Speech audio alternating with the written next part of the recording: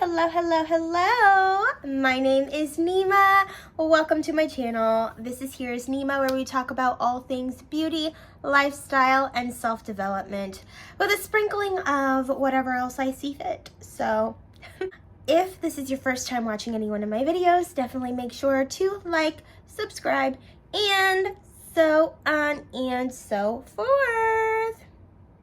A lot of us don't have a clear understanding of what self-love really is. And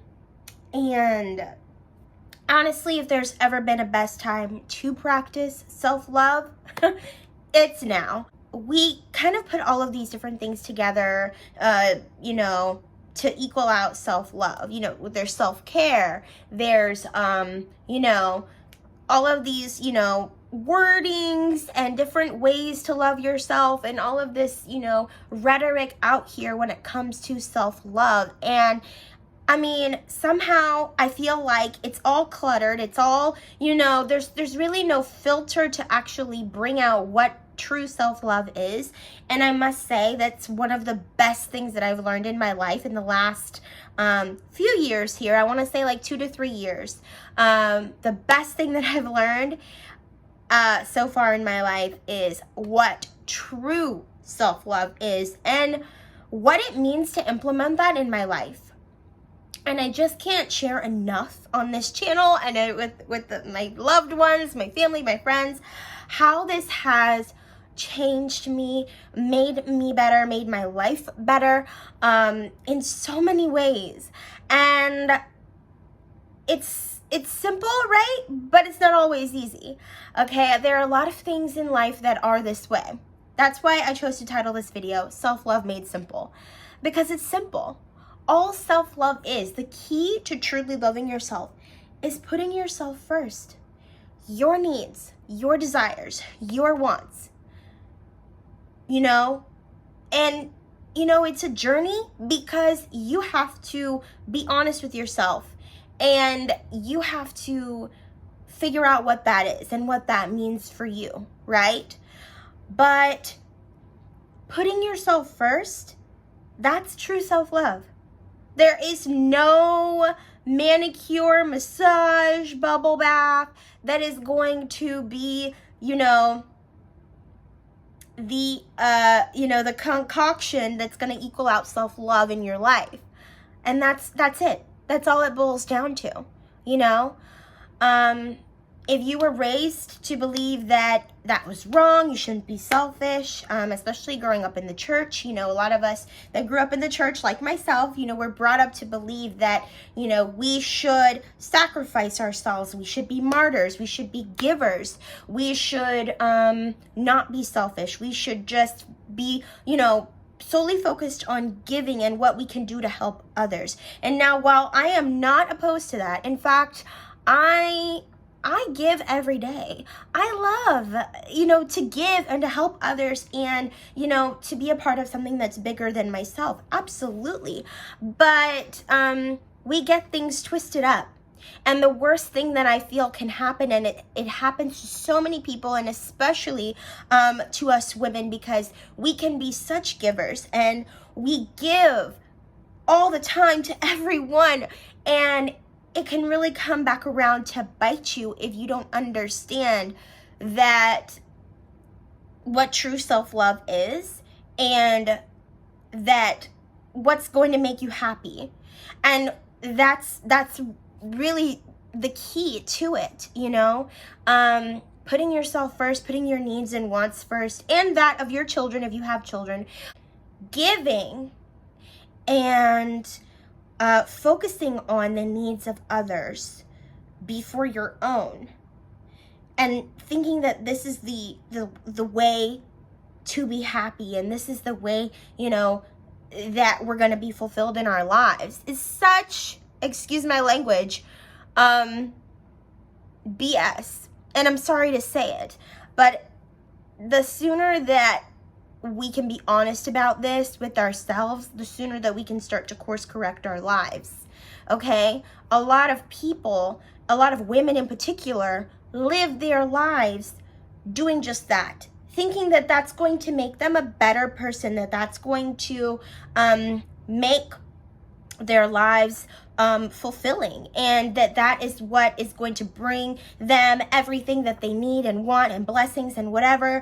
And when they come out with a harsh reality and they figure out that, oh, actually, no, this isn't really giving me what I want at all. In fact, I'm being taken advantage of. In fact, I'm being taken for granted. In fact, I'm not happy at all. And I don't see how doing any of this and putting anyone else's needs before my own has benefited me when it comes to what I want and what I need. And become resentful of that, and even more unhappy, choosing, even in a lot of cases, to take that out on, their loved ones who, truth be told, are innocent when it comes to this whole situation, because you're the one who made these choices. You're the one who makes the choice on where you give your time, who you give your effort and energy to, what you choose to say yes to, what you choose to say no to. So if those are the choices that you're making, nobody owes you anything. You owe it to yourself.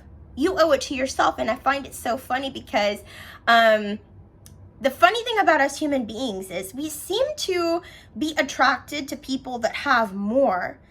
It's like you want to give to those that have more than you want to give to those that have nothing or that have less. And there was something really interesting that I was watching. It was like an experiment that they were doing on a busy street in some big town, maybe New York City or something like that, on the sidewalk. They had a guy, he was an actor, and they were filming this whole thing. He was homeless. And, he looked raggedy, he looked dirty, and he was just begging, on the side of the road, trying to see if he could get, whatever he could get. So he did that for quite some time. And of course he got looked over. Didn't come out with anything much.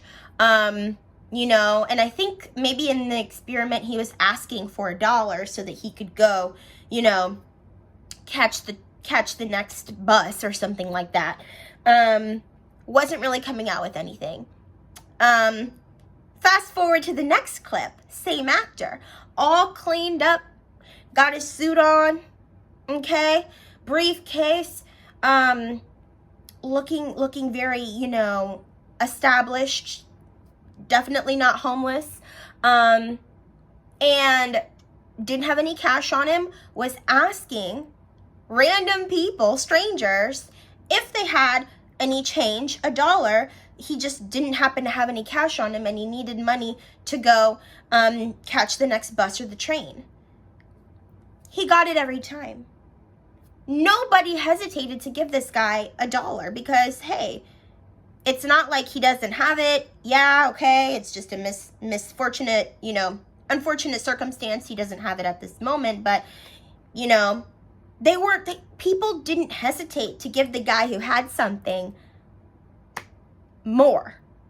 Whereas you do hesitate to give somebody who doesn't have anything. And I just thought, wow, that is so fascinating, the human psychology. And am I here to say that that's right?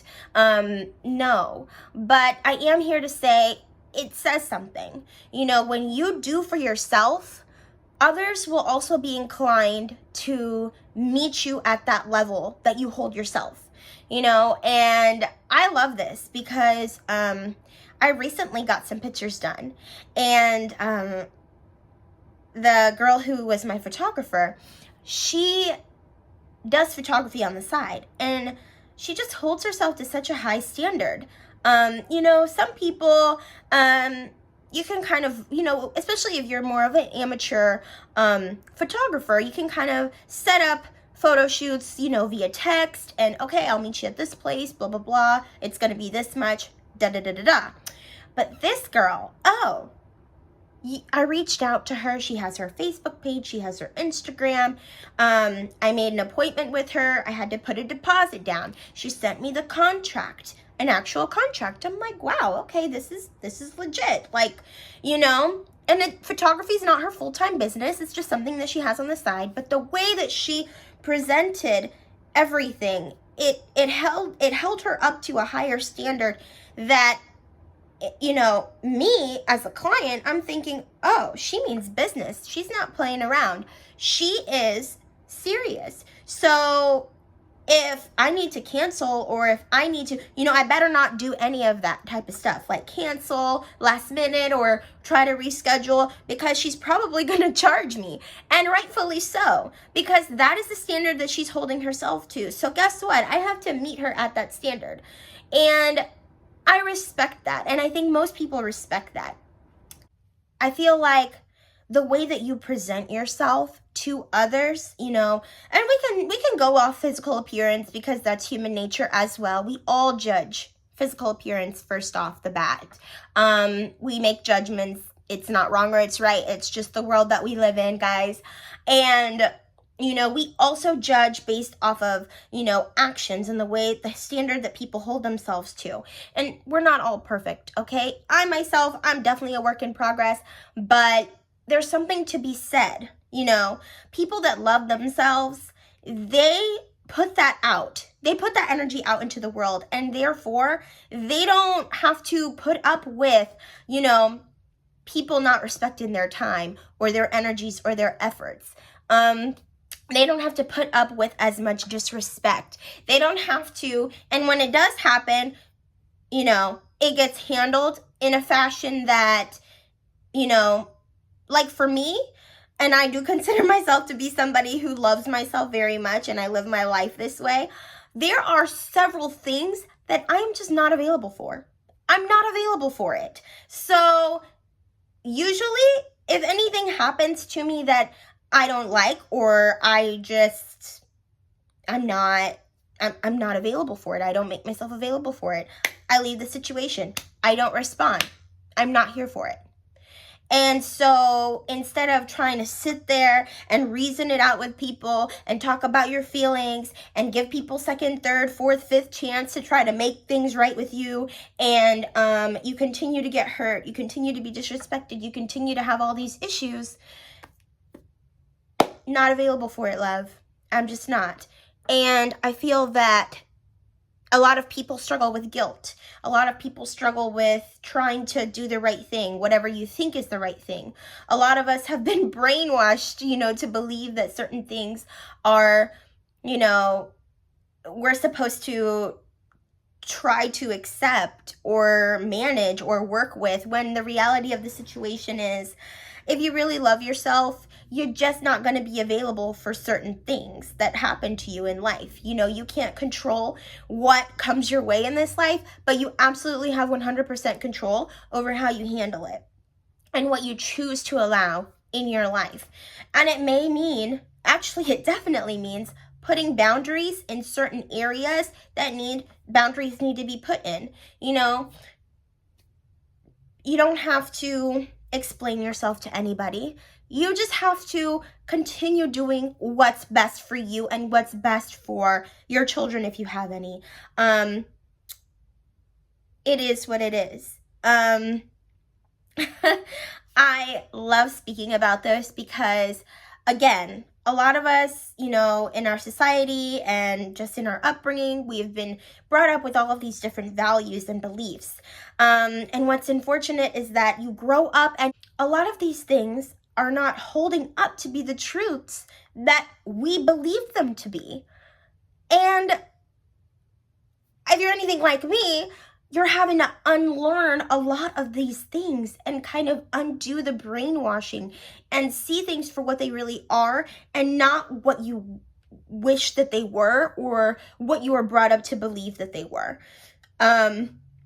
And it's a process. It's a process, and every day I'm learning. Every day I'm getting better and better. But establishing what self-love truly is and what it means has made my life a million times better. And I'm not here to say, just be a selfish person and don't care about anybody else. Don't worry about anybody else, what they're doing. Of course, you can have compassion. Of course, you can be a giving person. Of course, you can be, you know, somebody who is an advocate and somebody who, you know, helps others.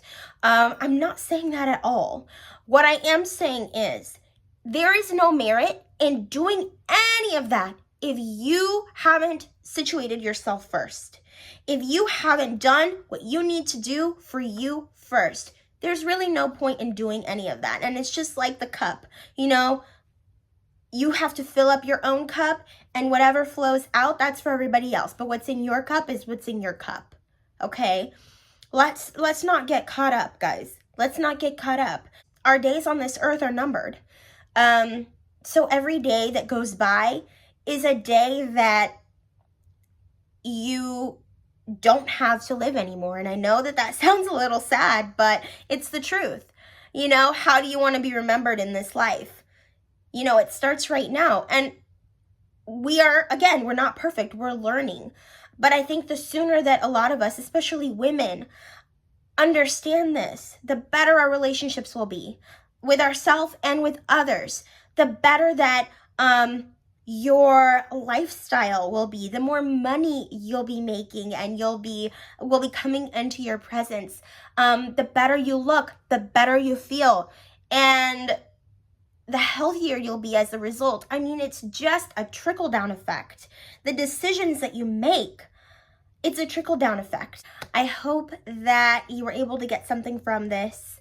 Again, it's a journey. It's simple. Nobody ever said it was easy, but it's so simple. Putting yourself first, your needs, your wants, your desires. In this life, there's no reason why you should want something that you don't have or you can't have. There's nothing that you can't do. There's nothing that you can't achieve. If you want it, it's not for nothing. You know, that's what you want. And I really, truly feel that that's why we're all here. We're all here in this life so that we can live the lives that we dream of. And again, it's simple, but it's not going to be easy. You're going to have to make some decisions. You're going to have some failures along the way. But in the end of the day, that's what it boils down to. I'm so glad that I was able to sit down and chat with you guys today. I love you so much, and I will see you in the next video. Bye, loves.